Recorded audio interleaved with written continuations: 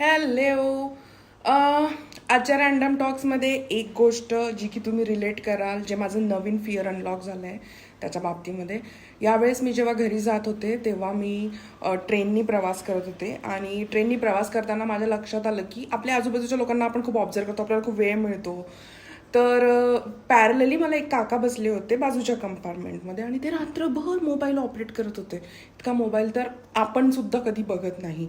So मला ना असं वाटतं की ही जी आधीची जनरेशन आहे, आपल्या आधीची, आपले काका काकू मामा मामी जे कोणी आहेत, so they are so much obsessed with mobile. फक्त त्यांनी आपल्या नावावर हा टॅग लावला आहे की वी दिस जनरेशन, आपल्यानंतरची इतके मोबाईलमध्ये अडकून. पण हे खोटं आहे.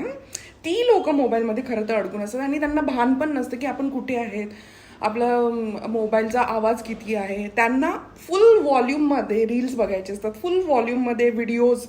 म्हणजे त्या काकांचा इथून पॅरलली आय कुड सी की ते कुठले व्हिडिओज बघत होते, आय कुड हिअर की ते काय आहे. सो सांगू इच्छिते की ते खान सरांचे व्हिडिओज बघत होते, इंडो पाक विषयावर काहीतरी.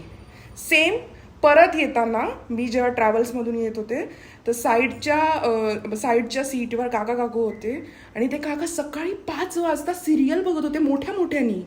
Oh my God. म्हणजे मला राहवलं नाही आणि मी त्यांना म्हटलं की काका प्लीज थोडं हेडफोन घाला.